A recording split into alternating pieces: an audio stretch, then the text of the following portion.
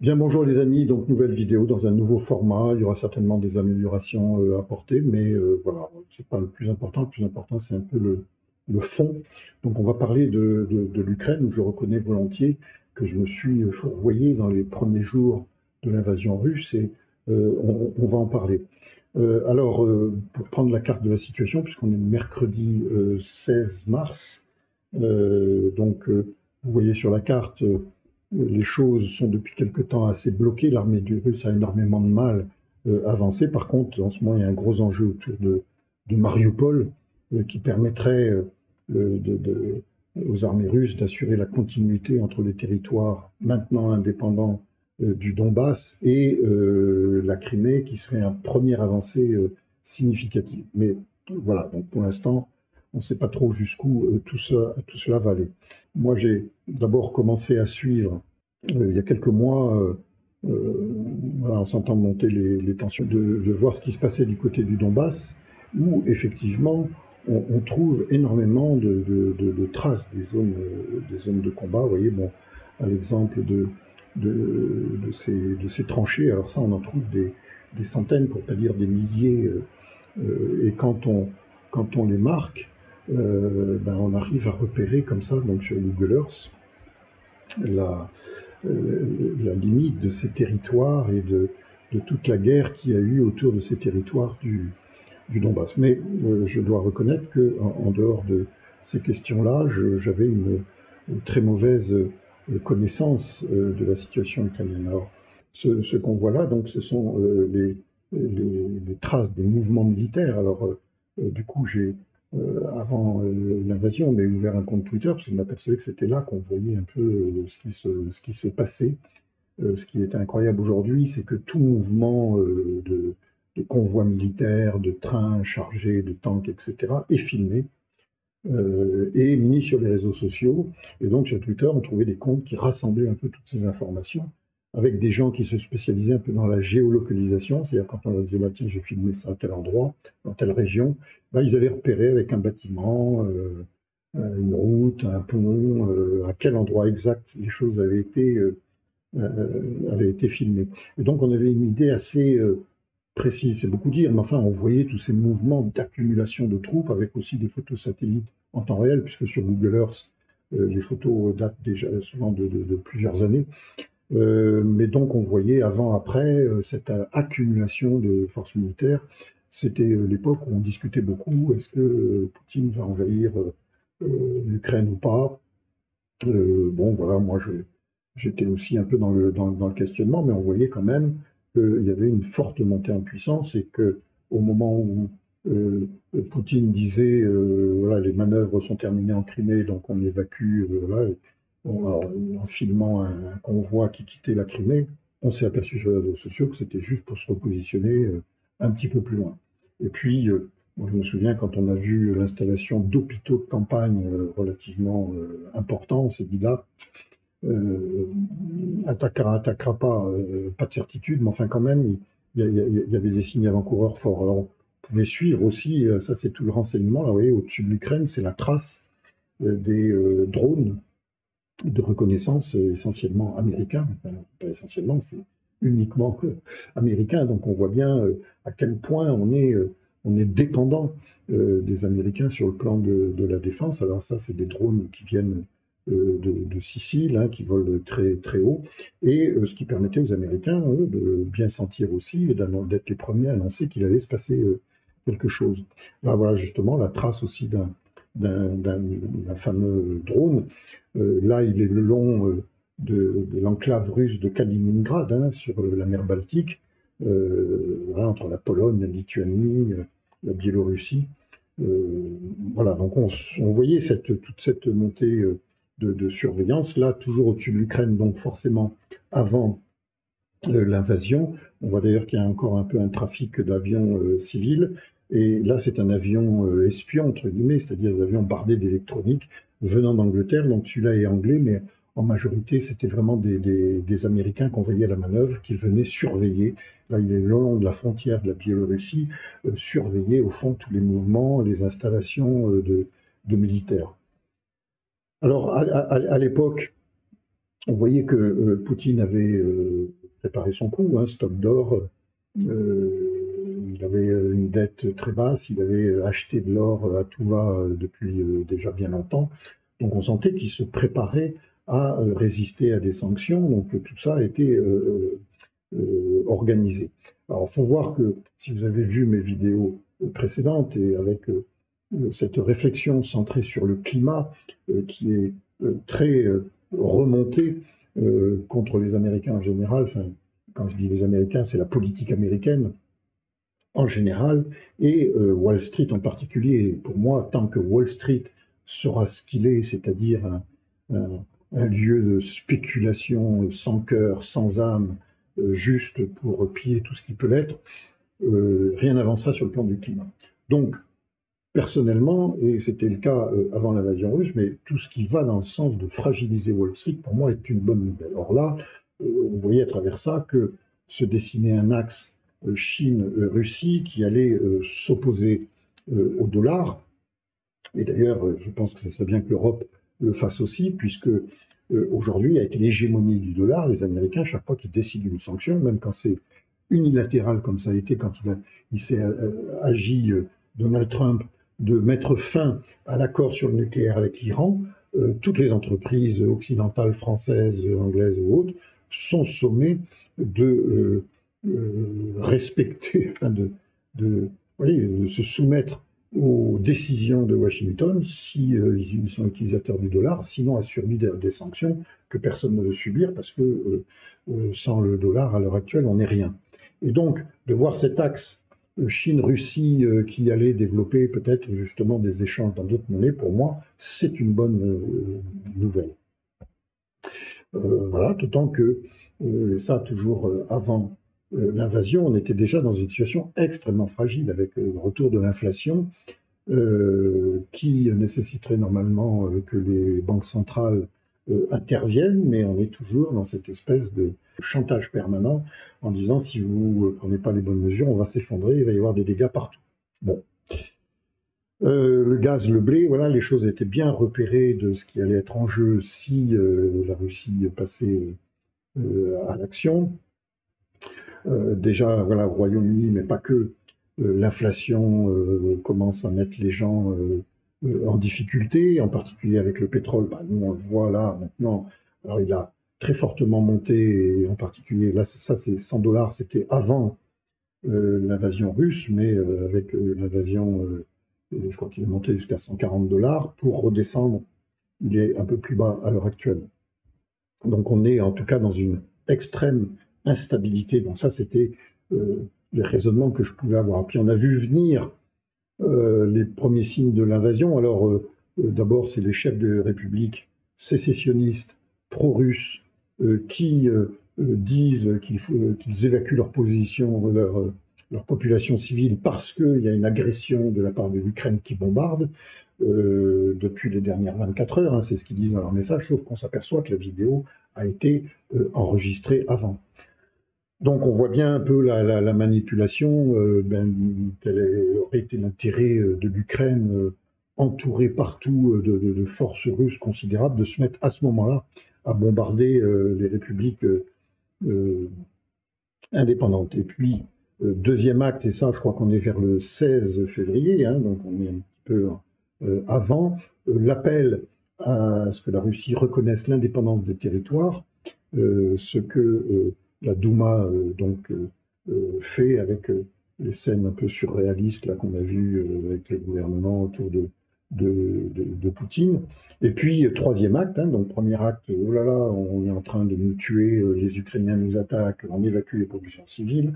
Deux, on demande du coup à la Russie de reconnaître le territoire indépendant. Et troisième phase, maintenant qu'on est reconnu indépendant, on appelle le grand frère russe en disant on est attaqué par les Ukrainiens, intervenez, et le lendemain, on assiste à l'invasion russe.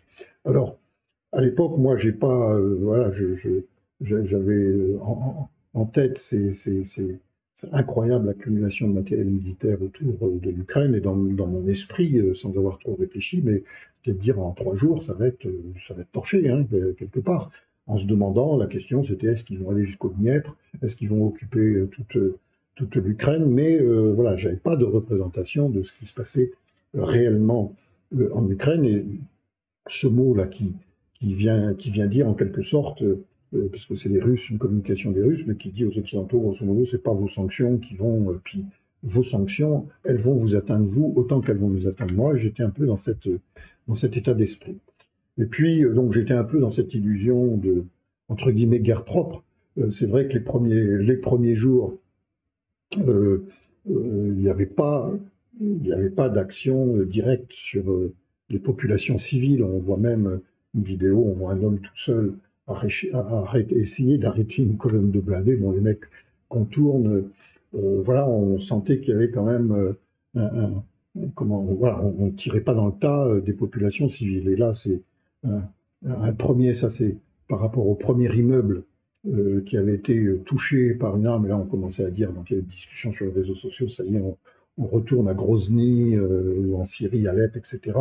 Où moi, j'étais plutôt à minimiser. Effectivement, on avait retrouvé cette recherche qui montrait que l'immeuble en question était dans l'axe d'un aéroport militaire et que donc on pouvait penser, et c'est ce que j'avais défendu, c'était ce qu'on appelle un dommage collatéral.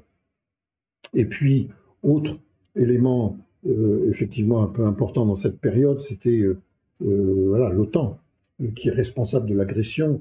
Et bien entendu, l'OTAN, et bon, j'ai montré dans mes vidéos à quel point je suis extrêmement méfiant, et même au-delà de ça vis-à-vis des Américains, de la politique américaine.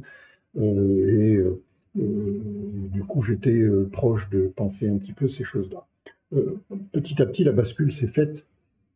Et par rapport à cette question de l'OTAN, c'est de s'apercevoir que ce sont aussi les populations civiles qui ont demandé à ce que leur pays adhère à l'OTAN. Parce que tous les pays qui ont connu le rideau de fer, qui ont connu l'ère soviétique, qui ont connu la Stasi, le KGB, etc., je pense qu'eux, ils voyaient Poutine, ils étaient, je pense, méfiants et apeurés, ayant goûté à un espace de liberté avec toutes ses imperfections, de se retrouver dans ce qu'on voit aujourd'hui, ce qui se passe en Russie. Ça, faut pas l'oublier. Encore aujourd'hui, il y avait une discussion comme ça sur Facebook là-dessus.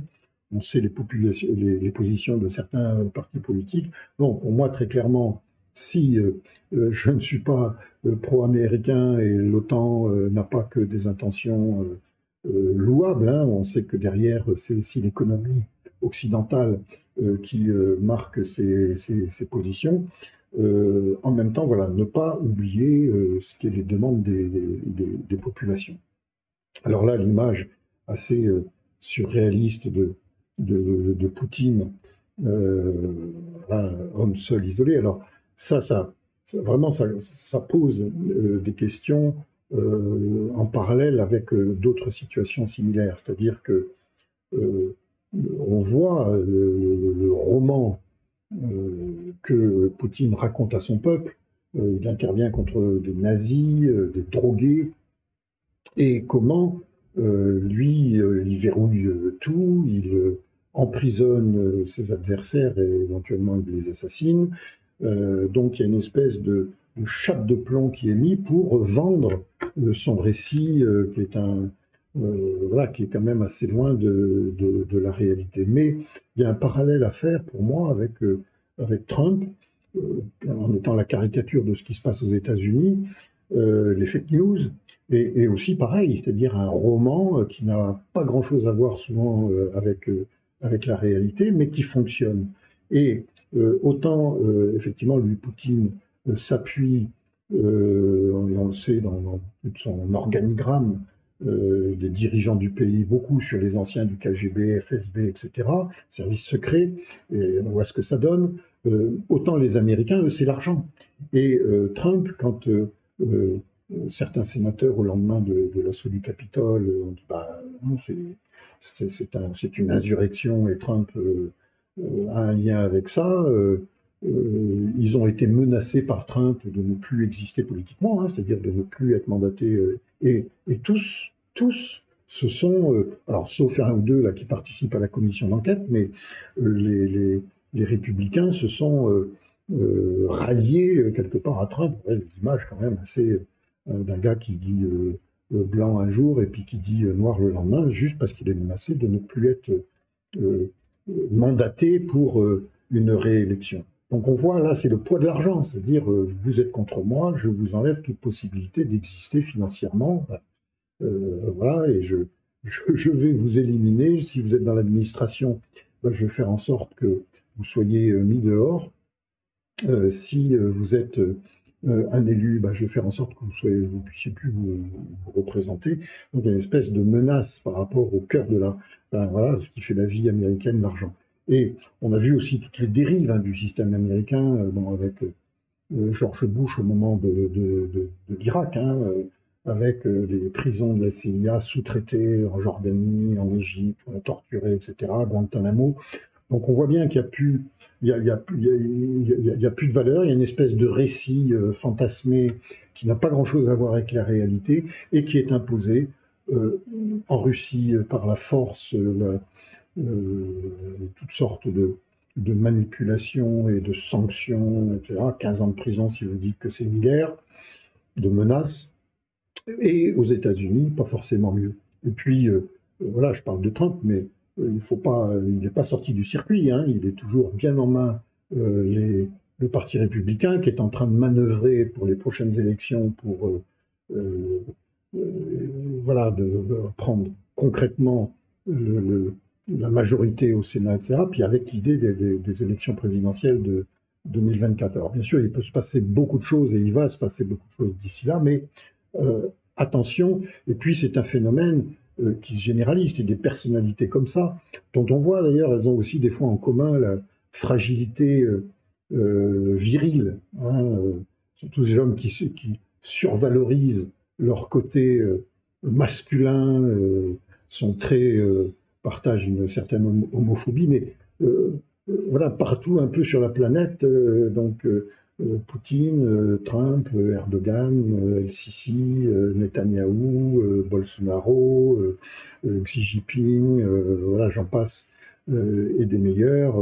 Ben Salman, il ne faut pas l'oublier celui-là, il vient de liquider 81 opposants en une seule journée. Et puis d'ailleurs, quand Trump l'a appelé, parce que maintenant qu'on sent que le pétrole russe ça serait bien d'arrêter.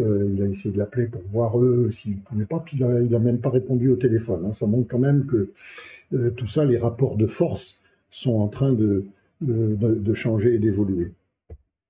Alors, à contrario, le président Zelensky nous montre un exemple.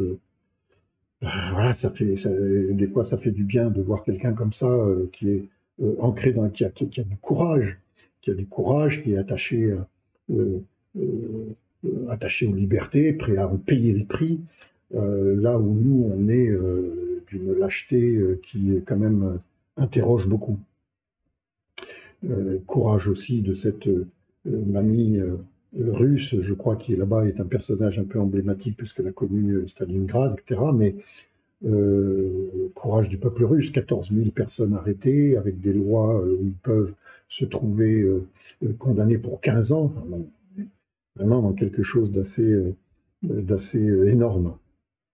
Et en même temps, donc avec la question on a besoin d'aide, nous dit le président Zelensky, et nous, qu'est-ce qu'on fait? On allume des lumières et on met des drapeaux un peu partout.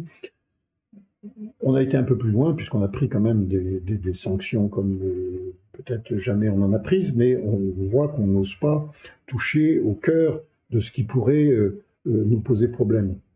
On va y revenir. Autre chose qui, moi, alors ça c'est le jour de l'invasion, mais Biden qui dit, voilà, choisit une guerre, Poutine choisit une guerre préméditée qui entraînera une perte catastrophique de vie humaine, souffrance humaine. Ce soir, Gilles et moi prions. Alors ça, c'est les Américains, dès qu'il y a un problème, ils vont prier. Mais les mecs là, tout ce qui se passe, c'est pas Dieu qui nous l'envoie, ce sont les hommes. Le climat, les guerres, Wall Street, tout ça, je veux dire, ce sont les hommes. Donc plutôt que de prier, agissez. Mais voilà, Biden, il a été sénateur du Delaware, qui est un des principaux paradis fiscal des États-Unis. On s'aperçoit d'ailleurs que quand ils ont contré les Bahamas et tout, c'est pour mieux récupérer chez eux.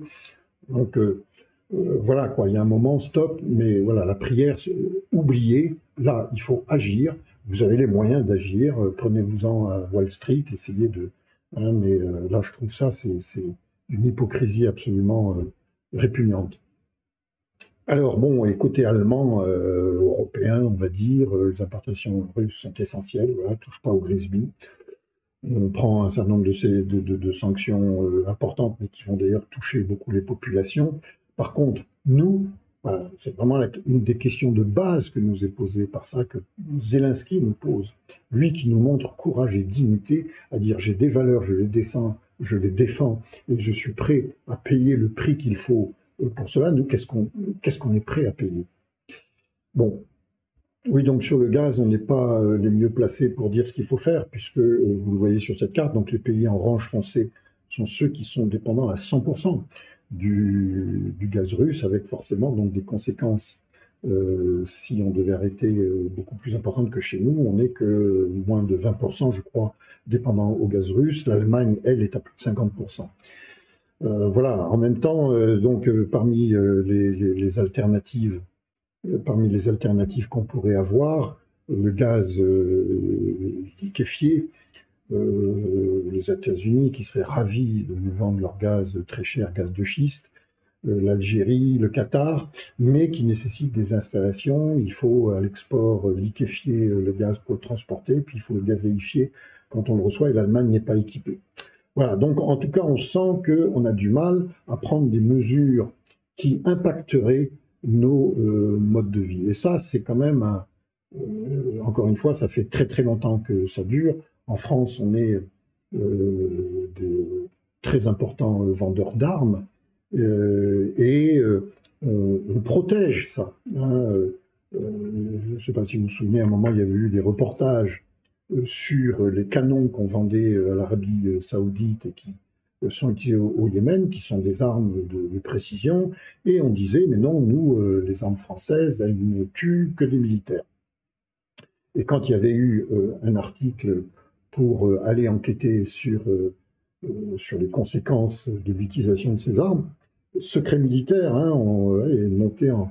Et donc on entoure tout ça d'opacité, parce qu'on fait le choix, économiquement parlant, de dire oui à tout ce qui nous apporte de l'emploi, du pouvoir d'achat, et du coup, on noie ça, et des fois, on protège avec le secret militaire. Pareil, il y a une histoire d'avion en Égypte. Hein, alors on leur a vendu des Rafales, et je pense que dans le contrat, il y avait aussi un système avec des pilotes français, système de renseignement d'avions, peut-être un peu d'ailleurs ce qu'on a vu par rapport à l'Ukraine, hein, d'avions espions qui vont surveiller les véhicules qui circulent à la frontière avec la Libye. Effectivement, le prétexte, c'est le terrorisme, et on s'est aperçu que l'Égypte utilise ça contre ses opposants. Et donc, article, mais pareil, voilà, secret militaire, tout ça, on enquête, d'où vient, qui a vendu la mèche, quel est le, celui qui a donné l'information, le mot m'échappe. Mais on sent qu'il y a une lutte très très forte et que ça fait longtemps que pour l'emploi, pour le pouvoir d'achat, on a abandonné nos valeurs. Et l'Ukraine nous pose cette question. C'est à nos portes, et quelqu'un qui est un président Zelensky, voilà, homme ordinaire, entre guillemets, qui se révèle dans ce conflit et nous renvoie nos propres lâchetés. Donc ça, il faut comprendre que rien ne se fera clairement d'action sur le climat, d'action pour un monde plus sûr, tant qu'on ne sera pas prêt à renoncer à un certain nombre de choses pour défendre des valeurs. Et ça, c'est vraiment quelque chose vers lequel il va falloir aller. Tout nous appelle à la sobriété. Alors, d'ailleurs, j'étais un peu choqué par Versailles, hein, quand Macron reçoit les chefs d'État pour discuter, bien entendu, de l'Europe. Mais il y a des choses qui sont très bien prévues pour ça à Bruxelles. Quelle idée d'aller s'installer à Versailles avec une espèce de grande table extrêmement... C'est peut-être pas l'idéal pour discuter, de faire une soirée qui a dû coûter bonbon, tout ça avec la garde républicaine. On est tous encore dans ce fantasme de grandeur, à quel moment on va montrer les exemples de sobriété? Tout ce qui est en train de se passer, les séismes, les conséquences économiques vont être considérables, colossales, on en est qu'au tout début. Quel moment on va montrer l'exemple de la sobriété qui est nécessaire pour tout? Voilà. Voilà, Londres, l'épicentre du blanchiment d'argent russe, se rebelle. Oui, bon, on voit les propriétaires de clubs de foot, formidable, l'argent, quand il lance le football, on est content. Et Londres, mais pas que Londres, je prends l'exemple de Londres parce que, voilà, visiblement les oligarques aiment beaucoup Londres, mais ils aiment aussi bien Courchevel, voilà, hein, Courchevel, moi, ça m'est arrivé d'aller skier à Courchevel, on voit cette opulence, on croise des gens dans les remontées. Voilà, le fric, on est prêt à tout pour qu'ils viennent. Et puis nous, ici, c'est un business. Du coup, les Russes, comment ça va se passer, est-ce qu'il va y avoir du chômage? Enfin, on est pris dans ces choses-là. Et à quel moment nos valeurs vont prendre le dessus sur cet argent et en acceptant de revoir nos façons de vivre en conséquence. Encore une fois, le climat nous demande sa sobriété, mais bien au-delà, hein, si vous regardez mes vidéos, bien au-delà que, pour l'instant, nos petites discussions autour de ce qui est en train de se passer. Alors, ça est dernier élément, parce que tout ça, ça montre qu'on fonctionne dans les rapports de force. Et c'est pas nouveau, c'est peut-être, on va dire, depuis la nuit des temps. Et rapport de force, Poutine va jusqu'à massacrer, faire des tapis de bombes s'il faut massacrer Mariupol ou autre, mais pas que. Je veux dire, les Américains, le rapport de force, mais depuis le début, avec le dollar, avec leur communication Hollywood, etc., avec le poids de leur économie, avec leur poids de leur armée, avec leur savoir-faire en matière de fabrique du consentement, c'est des rapports de force. Hein. On dit effectivement, les dictatures, c'est ferme ta gueule, mais la démocratie, c'est cause toujours. Parce que tu es qui, tu as des dollars, et il y a cette fameuse image des tours du 11 septembre percutées, voilà, qui fument, avec toute la liste des pays où les États-Unis sont intervenus dans un rapport de force, hein, pour faire en sorte que tout le monde se plie à leur volonté. Et dans mes vidéos, si vous les avez vues, je parle de cette civilisation européenne blanche qui, depuis Christophe Colomb, Vasco de Gama, s'est répandue partout sur la planète dans un rapport de force. On a fait plier la Chine dans les années 1800 avec la guerre de l'opium, pour leur vendre de l'opium, c'est dire quand même, c'est pas... Hein. Bon, mais on le fait pour tout, pour du tabac, pour... voilà, j'ai parlé de la crise des opiacés, 500 000 morts, pour tout rapport de force, avec une idée, le fric. Quand est-ce qu'on va être capable de remettre ça? En tout cas, ce que je vous montre là, c'est des drones. Alors, c'est Emirati, une société émirati qui Edge, qui dévoile son nouvel essaim de drones suicides. Voilà. Alors, vous savez, quand on voit aujourd'hui que la Turquie, qui n'est pas un immense fabricant d'armes, fabrique aujourd'hui des drones qui font merveille, si je puis dire, dans les conflits, pas cher, à la portée de tout le monde. Maintenant, techniquement, tout ça avec le numérique, c'est facile d'accès. Là, maintenant, vous voyez, ça va être intéressant de savoir combien ça va coûter, mais ça montre qu'aujourd'hui, les rapports de force sont en train de changer radicalement. Alors, quand on entend un Zemmour dire « moi, je veux renvoyer dans leur pays un certain nombre de personnes, et puis si les pays ne veulent pas les accepter, on va les étouffer, je ne sais pas quoi », réfléchissez à ça. Parce que ça, c'est des choses qui sont pas chères et qui peuvent constituer une menace. Ce qui est en train de se passer au Mali, imaginez Wagner ou le Mali en possession de ce genre de choses, sans doute à leur portée, et qui, j'envoie un message en envoyant ce type de missile sur un campement militaire français. On n'a pas les moyens aujourd'hui d'arrêter ce genre de truc comme ça, où ça demanderait un déploiement... ça pose des problèmes. Et c'est en train de complètement revoir les rapports de force. D'ailleurs, dans le repli sur soi Obama et ensuite Trump, de l'Amérique, il voit bien, j'avais lu un article sur le fait qu'en Irak, les soldats américains étaient de plus en plus menacés par des drones. Hein, on voit les petits drones à portée de tout un chacun peuvent être utilisés comme une arme pour tuer quelqu'un.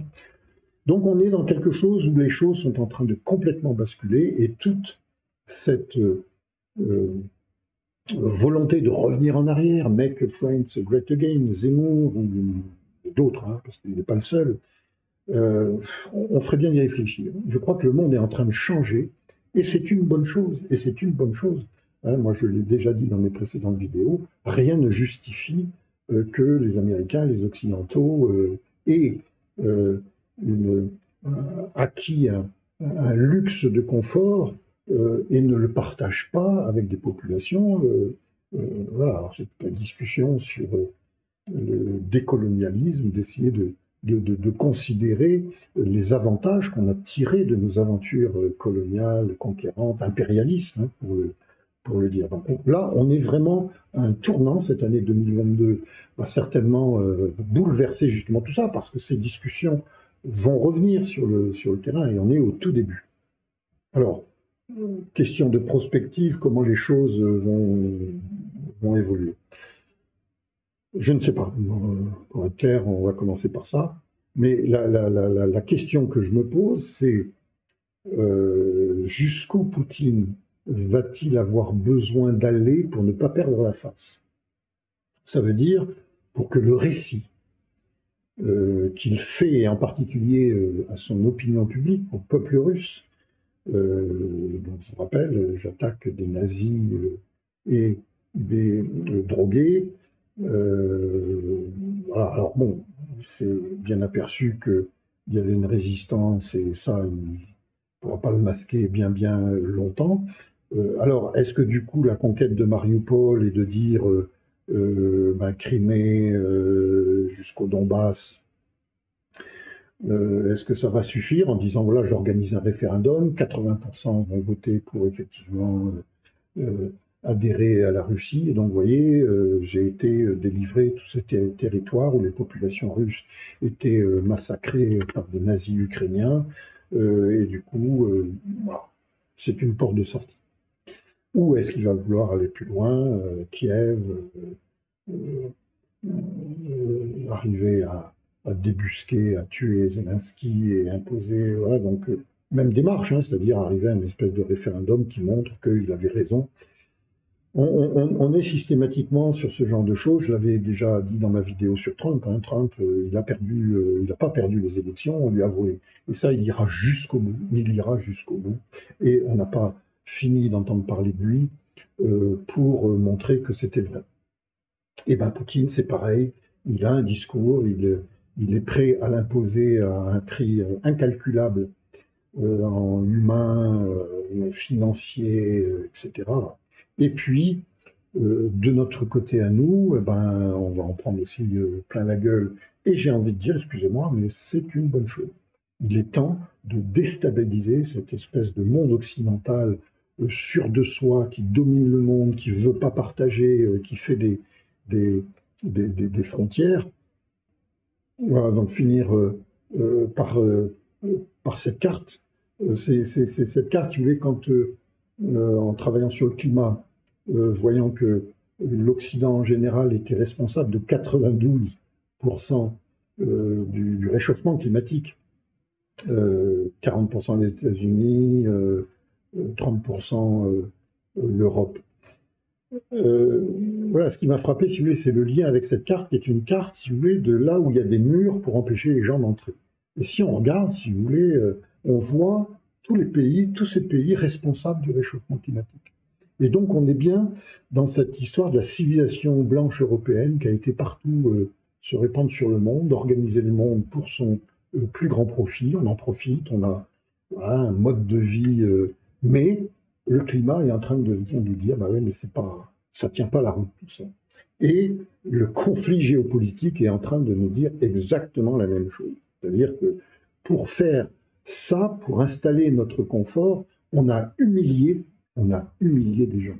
Et la Russie l'Union soviétique, etc., a été humiliée malgré tout par l'Occident, même si il y a des choses internes. La Chine a été humiliée par l'Occident au moment des guerres de l'opium et les Chinois ont vécu un enfer après pendant un temps infiniment long. Et aujourd'hui, ils ont cet esprit de revanche. Et nous, qu'est-ce qu'on veut? C'est garder notre puissance, surtout ne pas partager, empêcher les gens de rentrer. Et Wall Street, effectivement, est là-dedans le symbole de cette je ne sais même plus comment il faut en parler, entre hold-up, entre spéculation, entre bandits, parce que quand on analyse d'ailleurs une excellente émission d'Arte hier soir, on est le 16, donc c'était le 15 au soir, sur les liens entre la spéculation et tout ce qui se passe dans le monde, le pétrole, etc. Et tant qu'on sera dans ces spéculations-là, c'est-à-dire qui enrichissent une oligarchie partout dans le monde, et l'oligarchie occidentale ne vaut pas mieux que l'oligarchie russe.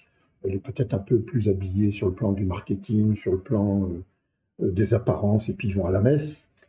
Les oligarques russes peut-être aussi, mais enfin non, je faisais référence à Biden, qui prie Dieu quand même. Stop les mecs, toute cette merde, ce sont des hommes, ok? Donc c'est temps de s'emparer de ça, de savoir qu'on n'a rien sans rien, qu'un monde apaisé, c'est un monde de partage, c'est un monde de sobriété, puisque le climat est en train de nous dire que là, il faut arrêter tout ça. Voilà, à quel moment on va commencer à faire la bascule? Visiblement, pour l'instant, on n'est toujours pas prêt. Entre le château de Versailles, le gaz, on ne veut pas y toucher, etc. On n'est pas prêt à ça, mais cette année 2022 promet d'être riche. Voilà, je reviendrai bien entendu sur ce sujet, parce que c'est important de s'imprégner de ces éléments. Voilà, si cette vidéo vous a plu, n'hésitez pas à la partager, enfin, le discours habituel, le pouce, etc. Puis, éventuellement, à poser vos questions, à faire des remarques, voilà, pour que, au fil du temps, ça devienne plus interactif. Voilà, au revoir, portez-vous bien, prenez soin de vous.